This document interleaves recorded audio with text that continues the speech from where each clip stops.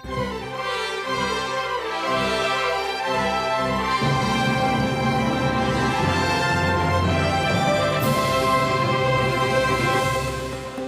洲地震无新增加个案，初六中昼12点开始就恢复外地啊运送，初一饭店过后就恢复拍卖甲抬低。普发现金今日开放登记，为着要确保网站袂塞车，是用这身份证号码尾数来分流，一届有5种的领钱方式。中国的棒球队上海兄弟和咱的鲁国，也搁咱的中信兄弟呢，是真相像，引起台湾球迷不满。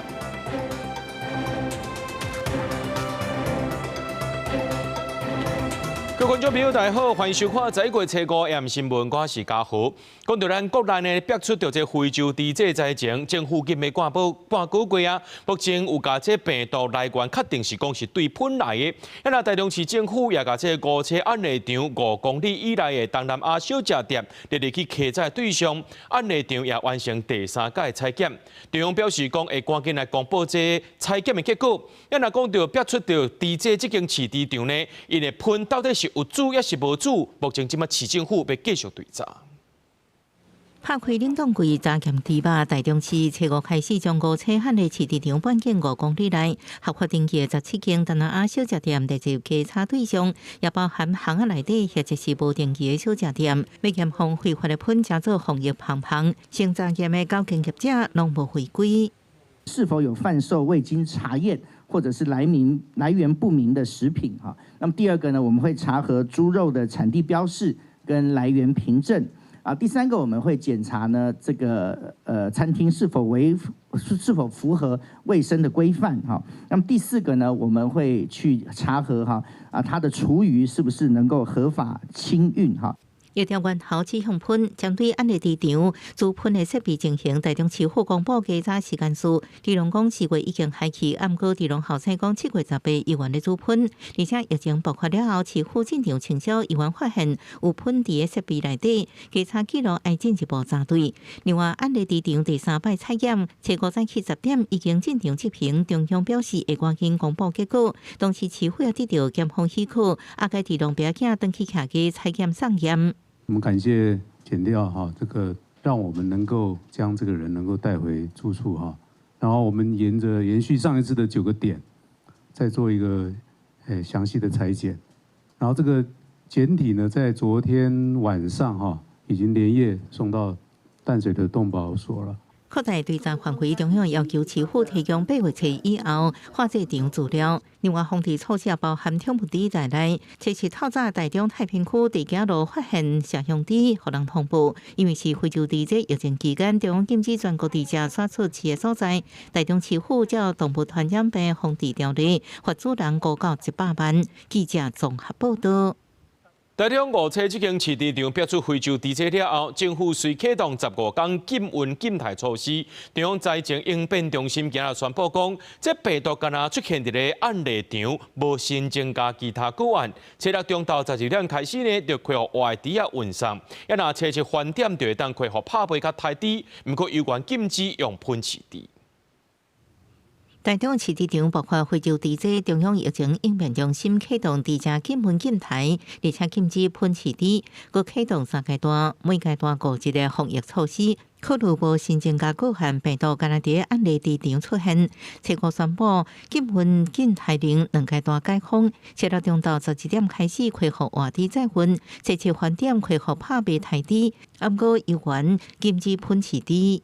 分2阶段的一个解禁，最主要的目的就是，由于猪只要从猪场到批发市场，那各地的猪只先做准备，好，先到相关的猪场去做这些猪的一个卸载，好，跟相关的直接到批发市场。因为这摆非洲地震疫情初判甲喷无确实吹出有关系，什么时阵会用喷市地？应变中心强调，爱达成查核爱落实，监控爱及时，甲确定爱完备的3大前提，才考虑解禁。分组好的一个监测，好要能够及时回报，好能够立即了解。好，该厂是否有依规定来落实执行？好，那这个部分就要配合一个立即侦测的一个系统。这段期间，亲像新北市道加强肉品市场、屠宰场的清销，为解禁做好准备。应变中心表示，解禁了后，相关防疫做法未登记，包含落实食物安全、管制人车出入、健康记录甲清销。未来若无正常死亡者或者是出现疑似病症，会要求及时主动通报，也继续要求肉品市场、屠宰场、运输车等要落实清销。一定要再次的去确认我们全国的可疑可能的这些病毒的入侵，我们有做更好的一个防范哈，我们才会去提出申请。中央在海应变中心表示，虽然3阶段非洲地这清零目标已经达成，不过防疫工作依然继续到年底，确保疫情未阁发生。目前也未伫3个月了后，马上向世界动物组织申请非疫国的资格。记者综合报道。普发现金今日开放登记，为着要确保这网站未塞车，是用这身份证号码尾数来做分流。即届有5种的领字方式，不过民众惊讲呢，这网络登记会去防诈骗，决定17要去 ATM 领现金。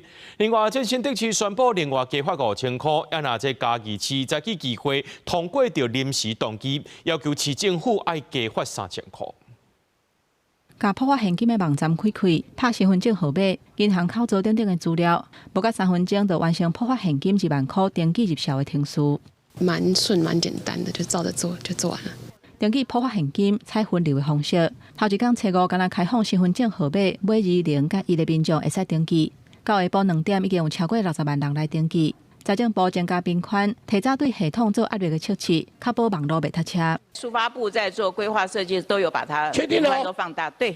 这个普发现金领的方式，包括11类特定的族群免登记直接拨入去，其他的族群会当选择登记入销。ATM 领现金、邮局领现金，甲照明册发放5种，要若要安怎领，民众有无共看法？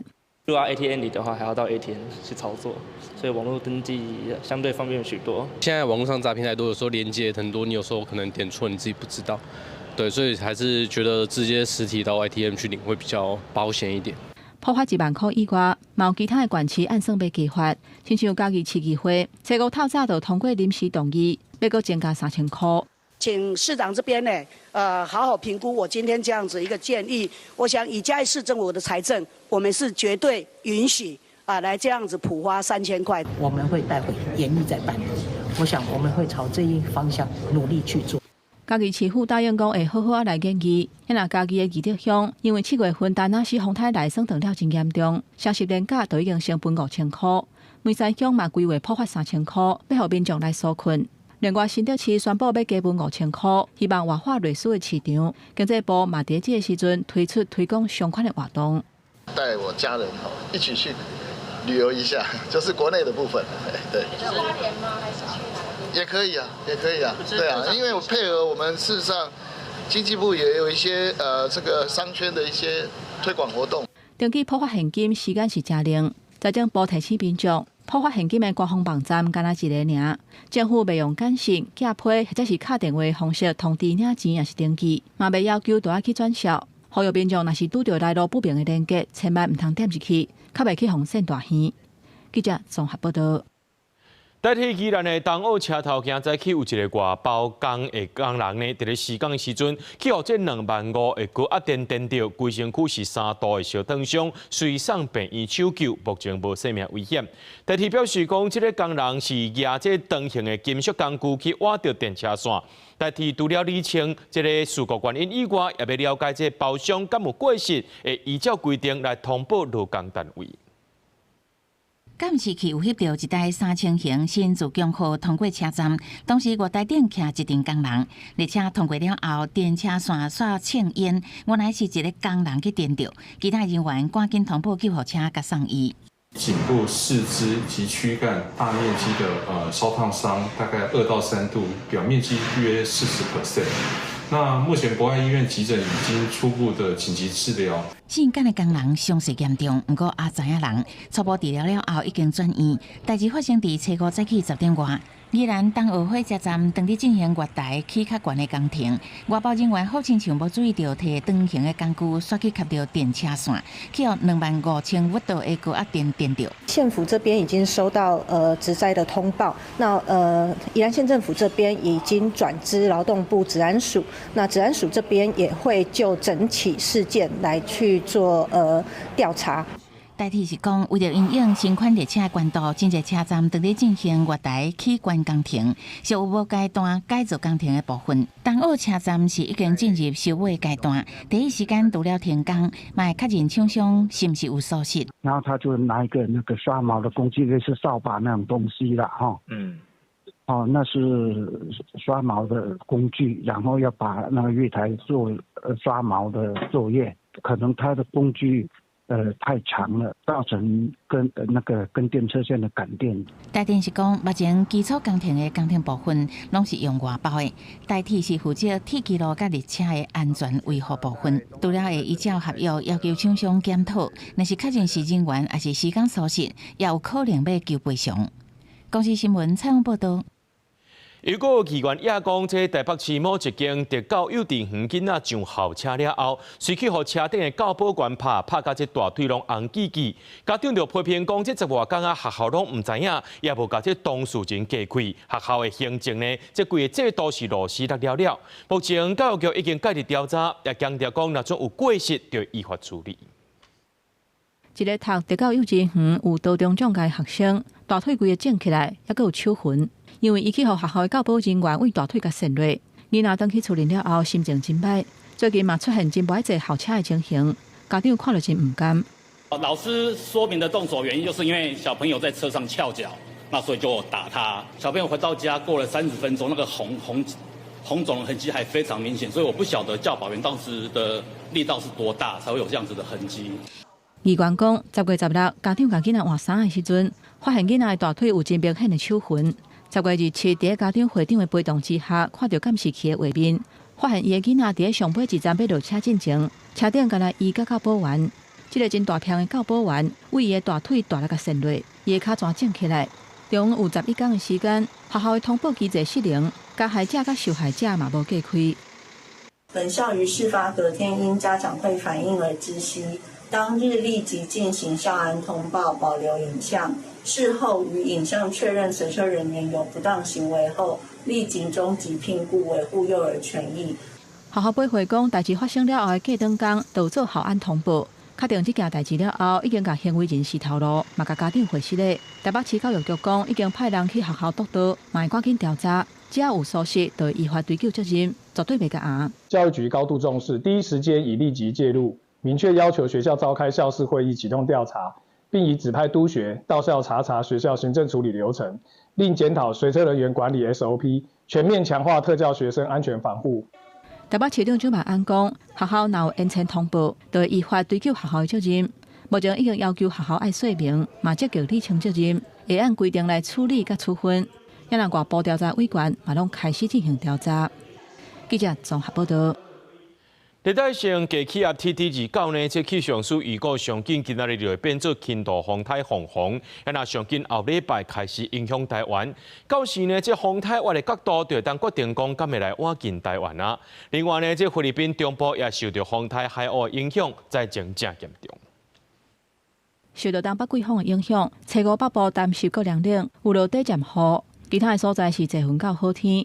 不过，为后礼拜开始，天气恐惊阁有变化。目前伫关岛的海面有一个热带性低气压 TD29，按算会形成凤凰风台，可能会影响台湾的天气。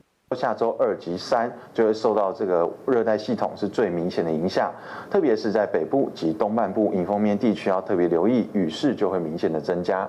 那如果路径是距离台湾比较接近，甚至靠近到南部陆地的话，那南部地区朋友也要留意。目前气象署预估 TD29可能会持续向西北西的方向行驶，到拜六礼拜可能会到菲律宾东边的海面，了后拜一会扫过菲律宾的北部，接落来会转向北边。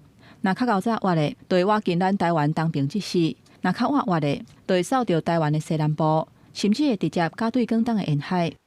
它在北转的过程当中，强度看起来是会慢慢的在减弱，但是对于这种环流范围比较大的台风，我们还是要特别的注意，因为它可能影响我们的这个程度会比这种小台风要来得大蛮多的。气象专家提醒，风台影响台湾的可能性真大，都要密切注意做防灾的准备。另外，伫菲律宾中部受到风台海鸥的影响，路林规个做大水，就连车嘛对水流去，有的人家厝嘛淹去，民众的生活受到真大影响。Papalaki na yung tubig. Muntik na nga ako malunod kahapon. Inanod ako sa sobrang lakas ng baha.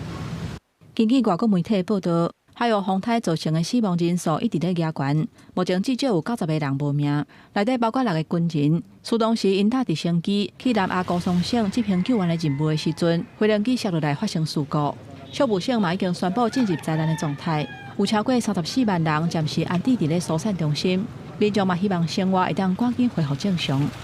记者综合报道。回答的台湾总部确定要设置的台北北市区 T17、18基地，台北市政府准备要函新公证收解约。那台北市副市长李树川就表示，早起会把这个正式公文送出去，解约的金额大约是45亿，计出来部分的回答会接受。回答总部要伫北市区 T17、T18各界关心北市府甲新秀合约解约的进度。台北市副市长李树川透露，新秀早起将合约解约的钱公文送予台北市府，按算下礼拜就应送议会比查。在今天早上，新秀会给我们正式的公文，而且也把金额确定，看起来应该在45亿以下，但是这里面含他们缴来的钱，30几亿缴来的钱。昨天我们有在跟新秀开会。那大概也确定了最后终止契约的解约金。那接下来新秀就会正式来文。那一旦收到，我们就会即刻启动后续的程序，包括送议会以及技术计划变更等相关行政程序。新秀提出的金额比当初市府有5个8亿低一寡。李树川表示，新秀资金成本的比例加上新秀加的税金，当初北市府无讲税金，不过算起来成本加北市府当初算的8亿差无偌济，金额总共伫45亿以下。报议会核定了后，计出来金额，回答会全部承收。这个详细，请你去请问新双人寿，他们跟市政府我都有在沟通嘛，我想应该很顺利啊。解约的过程当中，其实我们台北市民是不用负担的，对吗？对，绝对不会让台北市民来买单。分手费的成本也是回答会出，我这样解读对吗？对。针对市府甲回答签约进度，有议员质询的时阵，希望能够提早。李树川是表示，回答要做投资计划书，要求2个月工作日，所以才会伫农历过年进行签约。记者综合报道。来看这条新闻，人讲这紧行乡行无天良。高雄呢有一个做房地产投资的查甫人，诈500万的现金，出门要去上班，半路撞到2个歹人要甲抢，想袂到还佫另外一帮人呢也少想这500万。这2个嫌犯先甲这民众的钱抢走了后，想袂到呢另外迄阵的嫌犯就直接去抢这2个嫌犯啊。目前呢这8个嫌犯都去互警方抓到，检方会依照强盗罪起诉。一台白色的车队停车场驶出来，挡伫咧路口，准备要接应已经抢到500万的同伴。其实路边另外一台白色的车顶是另外一组抢鬼等咧等。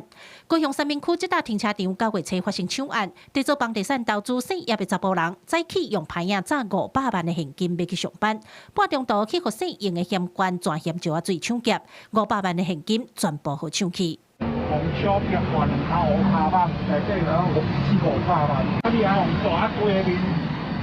辣椒水刮规个面拢整歪歪，面貌黑青。来，干嘛？别动！来，别动！警察，来，慢打，落车。高雄警方一路顺线对台中桃园台北吹起哩，2天内就甲涉案的8名嫌犯拢抓起来。不过检方一查才知影，原来迄天有2帮人要抢这500万。先下手用咸椒水抢钱的是姓娘的主嫌带头的，另外一旁未付下手的嫌犯，看势必唔对，上准时机，车驶去边仔，随甲钱抢过手。另有余姓被告等人也已经事先获得消息，准备行抢，发现梁姓被告等人已先行抢得手。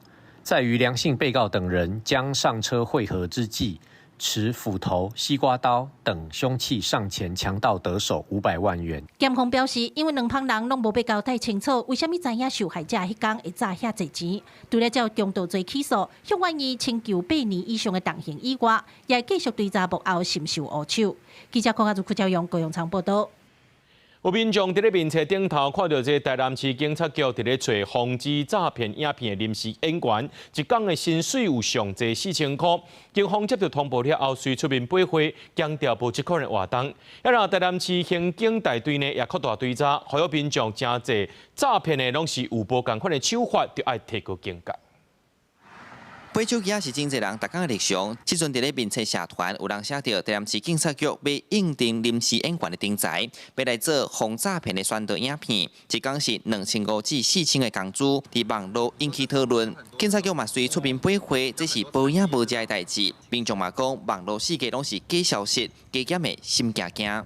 叫你走外口有无？叫你摕物件咧就好，啊，足轻松，1点钟2000块我感觉拢是诈骗的。我感觉这诈骗哦，感觉足讨厌啊，拢造成人甲人之间的无信任感啦。本局也立即在相关的官方网站来对外澄清说明，并就该假广告来实施下架及展开后续的侦办作为，以避免民众上当受害。警方指出，目前无人受害，即站当咧调查，若教授了就会以诈欺罪侦办。其实即阵变成的诈骗手法有影真多元，有的用爱情咧拐，有的是出奥步，讲会当协助人转卖灵骨塔，佮个对当中趁利润。另外对初五开始行登记破发现金，政府嘛唔敢大意，加强宣导，提醒大家爱谨慎。有一句话叫“假骗弄破嘛”，政府普发现金，大家要领取还是要小心领取，避免就是说网络上很多诈骗。那平常没有普发现金的时候，网络诈骗就一堆了。现在碰到了普发现金，那当然诈骗集团真的是视之为一块肥肉。台南上侪人行政区因控根据统计，今年到单诈骗前3名是假投资、网络假拍卖，叫改度分期付款。警察局嘛讲，拢拼死咧宣导，嘛呼吁乡亲若对方讲到钱项也是银行口座的关键词，爱特别细腻，嘛通卡165反诈骗专线做确认，避免赚的辛苦钱白白乌有去。记者苏台南采访报道。有2个外国人对中部到南部4个港本，有民众报警察，移民署含警方做伙来把这人带回去调查。移民署表示讲，这2个人是摕观光签证入来的，说是4个港讨钱讲要治病，这几工已经募到7000块，会依法甲人遣送出境。这边，或者这边。警方来到人吵的家己文化路夜市，随看到2个外国人坐伫路边伫甲人分，一个像手吊箱包掉咧，一个摕纸批顶悬写中文，讲因的银行卡防冻结，需要6万块医药费去抵手，爱人捐款。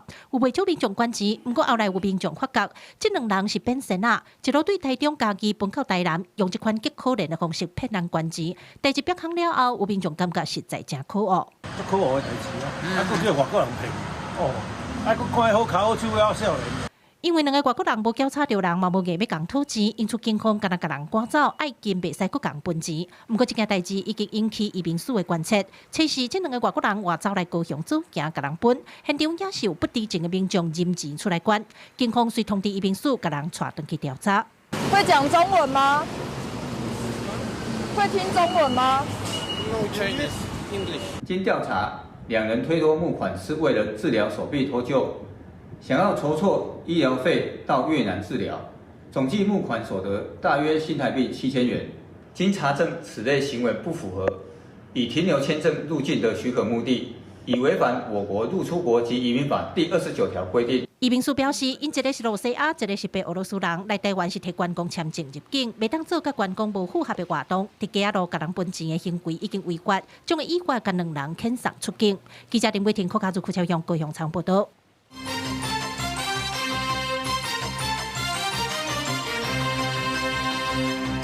中国棒球城市联赛明年开始比赛，其中有一队叫做上海兄弟，名称和队伍的 logo 设计和咱的中信兄弟是真相像，引起咱台湾球迷不满。在中职会长蔡其昌就表示讲，联名伫咧半年前呢，就注意到这抄袭问题，会请中信球团来说明。也那中信娱乐的声明表示讲，上海兄弟相关内容，球团和营运团队拢唔知，那种有侵权会去处理。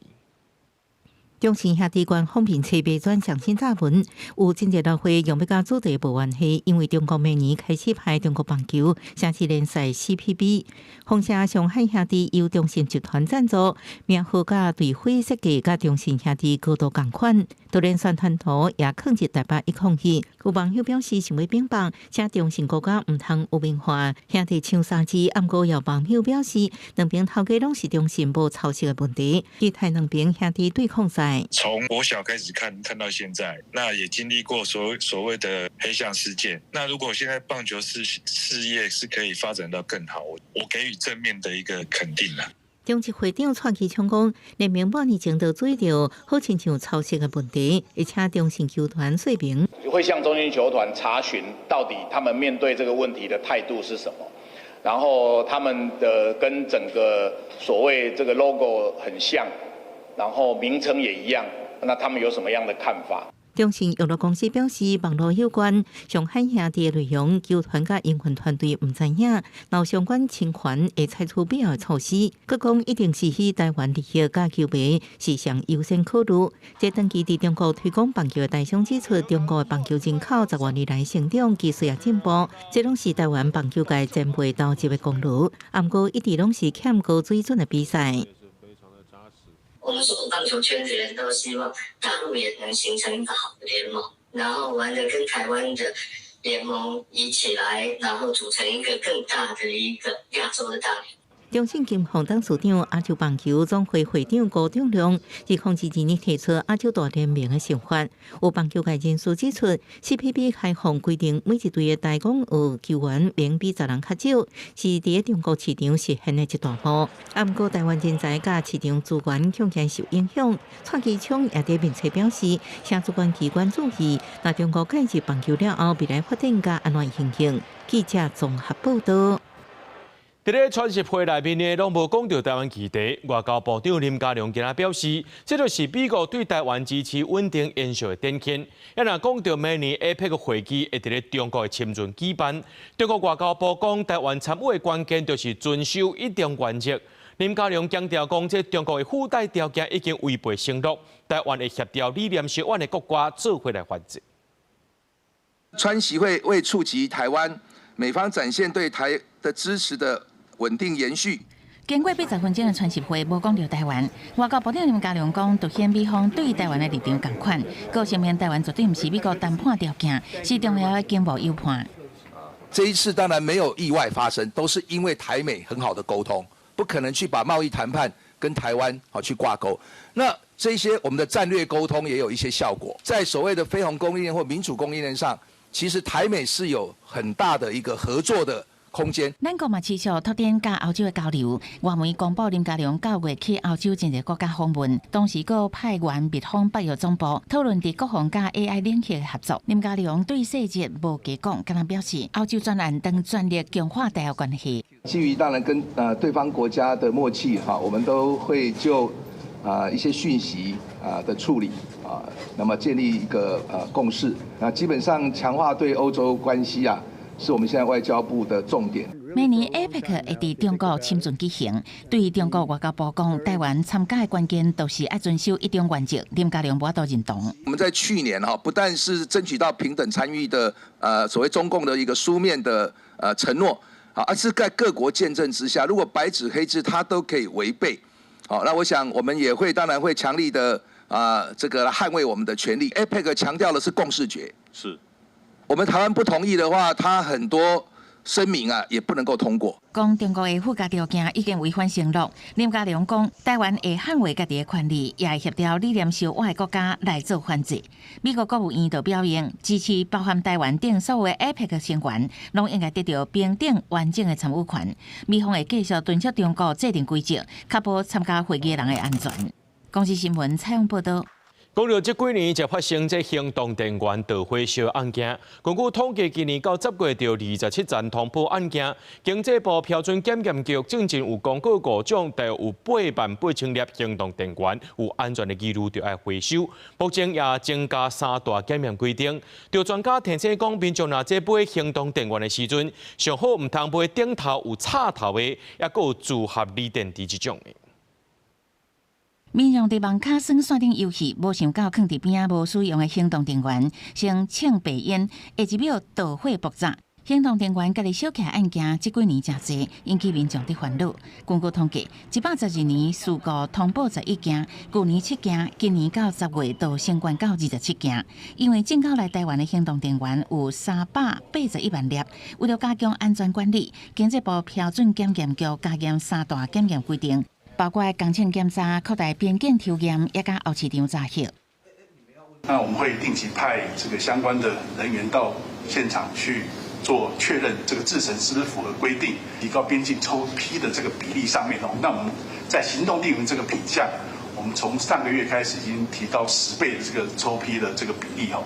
标准局进行公告5款，差不多8.8万粒行动电源，因为安全记录紧急调回，嘛有品牌家己收到转来。我们如果一旦公告工厂检查，我们就是不管你在天涯海角，我们都派人去。针对行动电源检验无合格的原因，标准局是讲大部分是零组件变更后续无做验证，若是意外这么多，互人要求调回产品的厂商，会互人伫做重点查验。若是民众是要安怎经行动电源的，有3C专家分享3个方向，像卖用本身有插头的这款，至少你要买一个知名的品牌的，那后续它可能有一些保险啊，可能会比较有保障。再看传统一点的行动电源，就是18650，就是它比较大颗的，然后里面是有那种柱状的电池，当做行动电源的电芯的。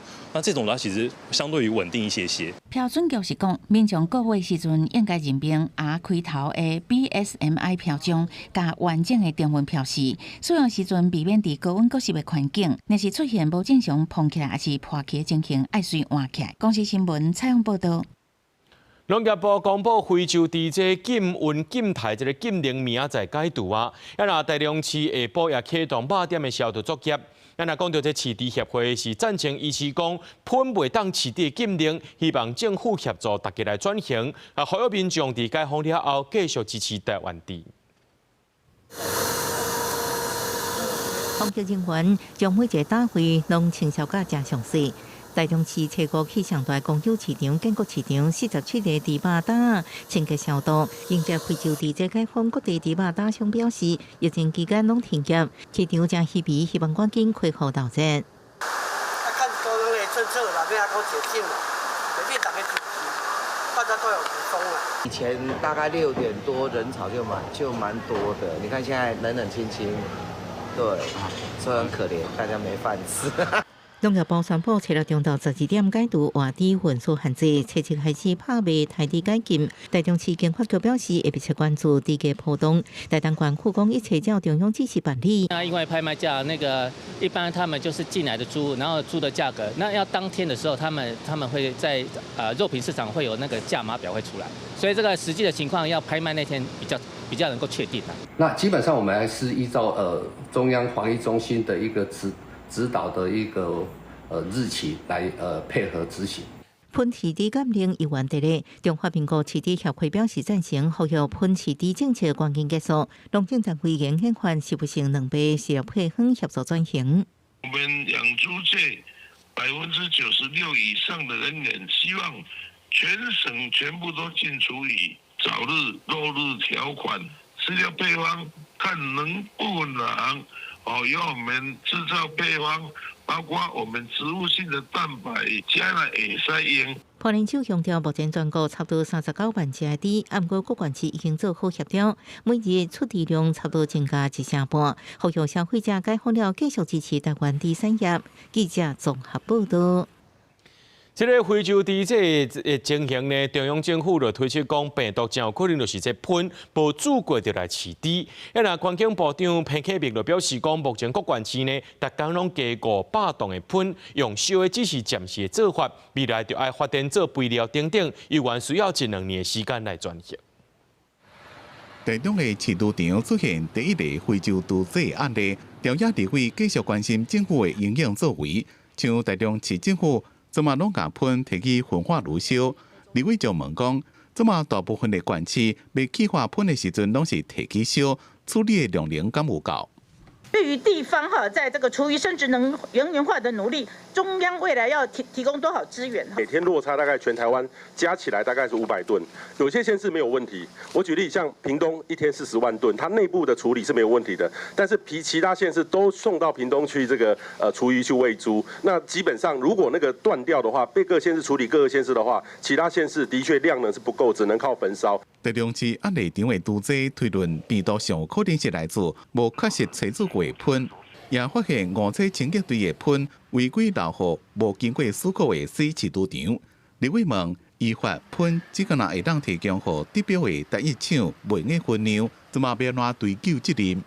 这个饲养猪场还可以跑到这个无期清洁队去再送这个厨余，那这2兆，对。可以接受到什么处罚？依照这个废氢法还有这个饲料法的这个部分来处理，因为它不是在这个合约厂商里面。我们的罚则是3到300万的这个罚。3到300万是罚台中无期清洁队，还是罚饲养猪场？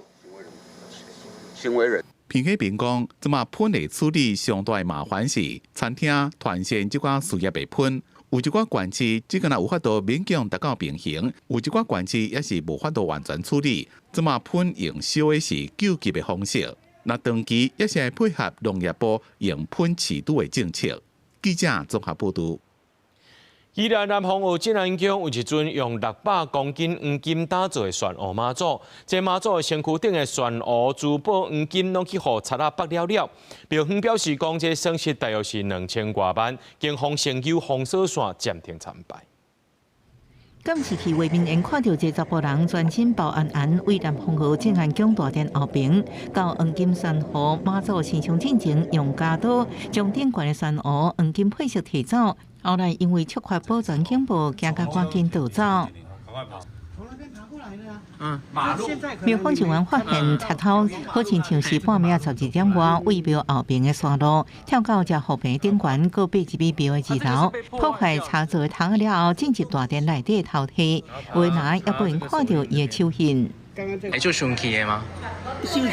系啊，就是安尼。大家嘛唔敢嘛，阮这信徒嘛唔敢。唔好啦，人偷摕安尼是就袂使啦，阮看了足艰苦哩。既然南方澳进汉宫玄乌妈祖是地方信仰中心，庙内这个600公斤重的黄金神像被偷走2粒玄乌珠、10罐红色玄乌破链加4罐白色玄乌黄金配饰。被偷了后，明显无亲像以前遐尼华丽，连开启妈祖身上的念珠也被提走。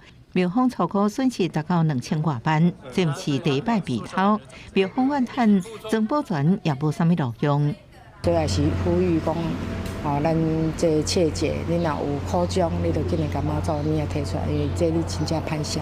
警方来采证，调监视器发现嫌犯已经驶阻拦车倒向北宜公路，目前积极侦办当中，希望早日破案。南方澳进安宫现场已经有封锁线，暂停互人来拜拜。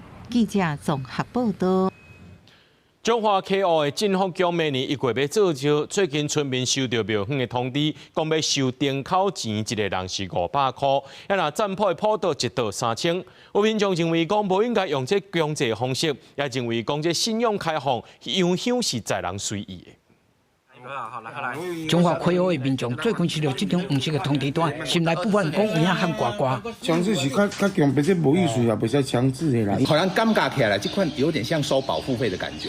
我是安尼尴尬啦，看到之后感觉哦，这很不可思议啊！大家慢慢讲，哪有人我强制规定的安尼？通知单顶面写，当地宗庙进福宫要伫明年1月举办24年1摆的祈安大典。不过每一户除了爱强制认1道3000块的普渡，一个人阁爱收500块，算算的，若是一口罩4个人，都爱交5000块。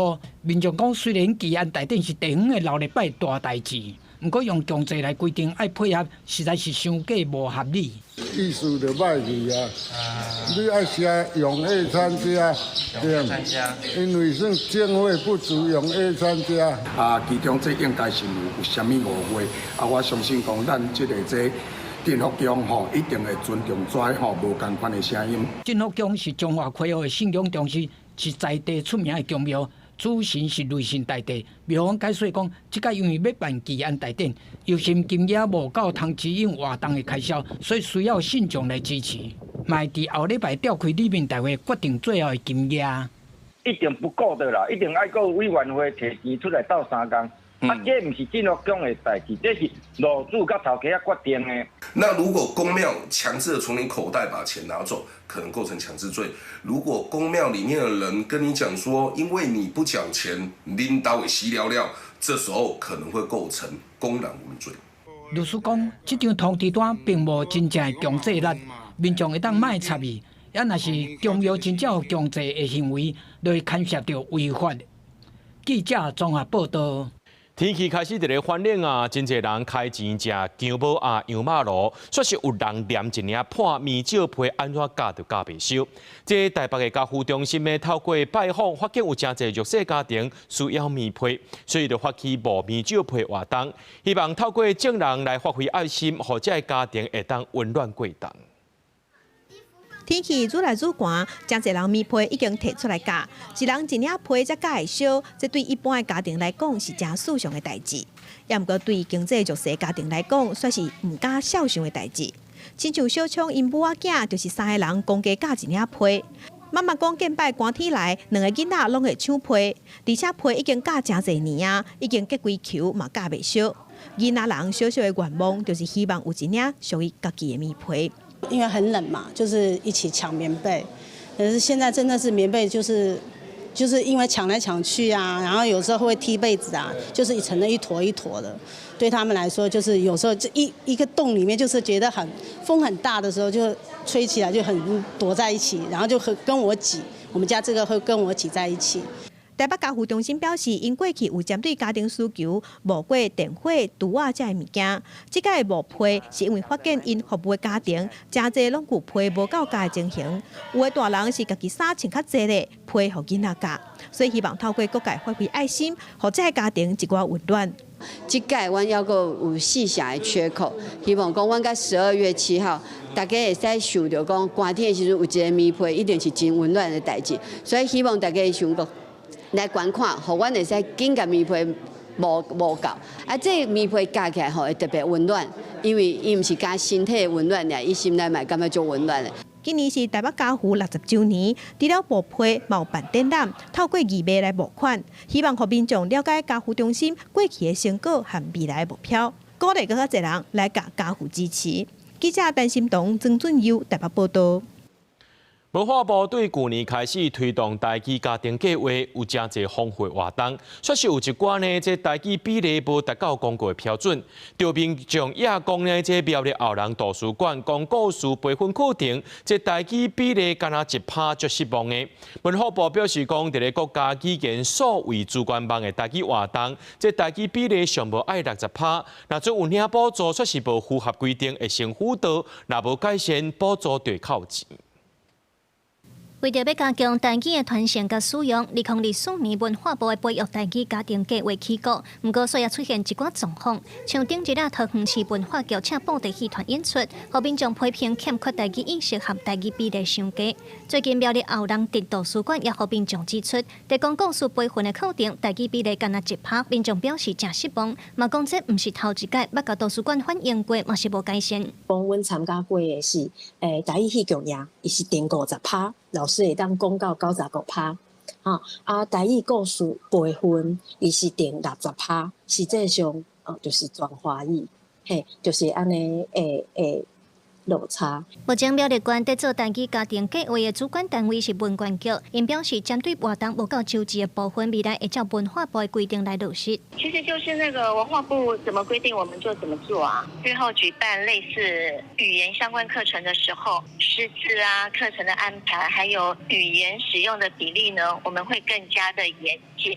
文化部回应讲，今年9月有新的公告，针对国家语言所谓主管网顶的活动，台语比例爱写明，而且上无爱有60%。若是有领补助所无合规定，文化部会先辅导，若无改善补助的扣钱，佫会列入以后的补助审查参考。另外无领补助嘛，着受监督。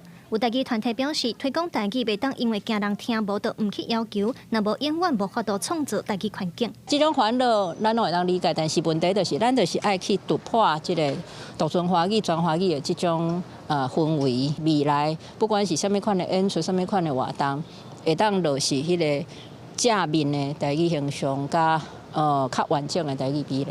台语团体嘛建议文化部通做一份手册和指引，加强提醒要执行台语课程活动的单位，嘛通互侪侪有心要学台语的人，更加了解安怎做较是台语家庭其他的活动内容。记者卢尚如、林晓凯台北报道。二战结束了后，有真侪原地住伫咧台湾的日本人离开遮。95岁新元九退休了后，定定回来台湾，伊来看伊细汉大过厝，就是即摆的台湾文学基地。台湾文学馆知影这个故事了后，认为是真感动，就邀请作家甲新元九的故事创作一个绘本，或者挂网台暗暝。95岁日本人Hisashi Nimoto来台湾足侪抓，总算找到较早伫咧台湾住的厝，无想讲这个所在即马变做台湾文学基地，而且阁保存甲遮尔好。台湾で私は10回ほど家を変わりましたけれど、台湾で住んでた家で残ってるのはこの家だけだったんです。Hisashi Nimoto的阿公伫日本时代是铁道部的部长，爸爸伫糖厂做工课，伫台湾度过一段幸福的日子。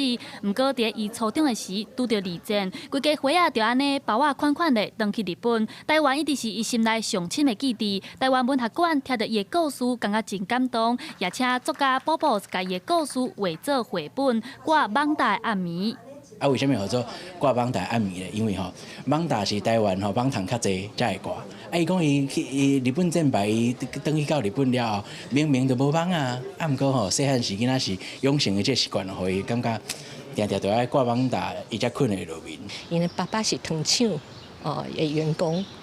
伊自细汉伊咧食甜的物件的时阵，这就是伊身体里面的一个记忆。伊去日本的时阵，做一个巧克力豆。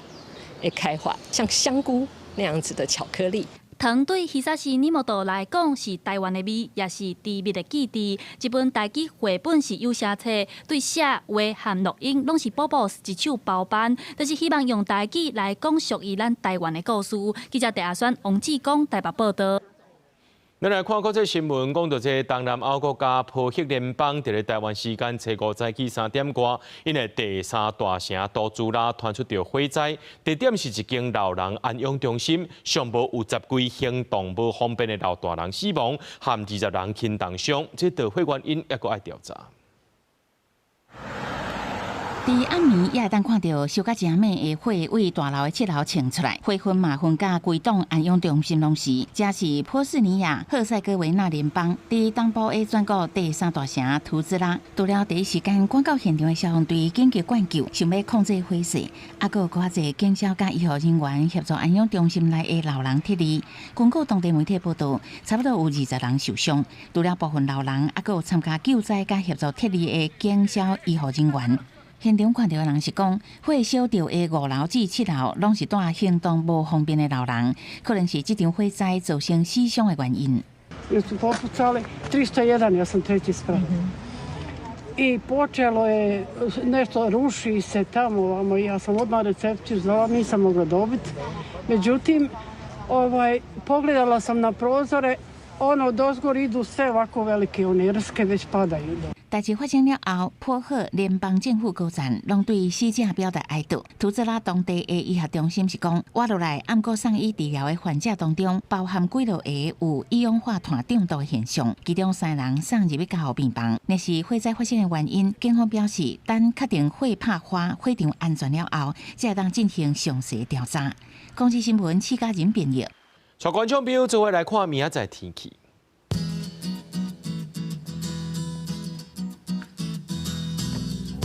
基隆、台北、桃园、新竹对21度到28度；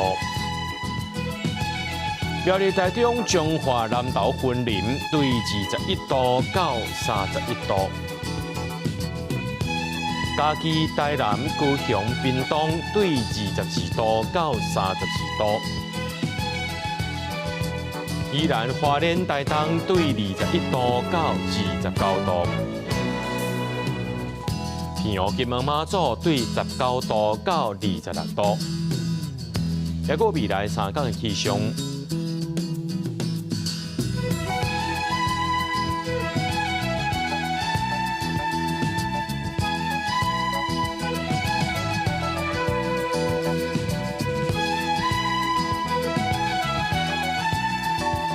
感谢您收看今日新闻，我是嘉豪，明仔载暗时7点咱再相会。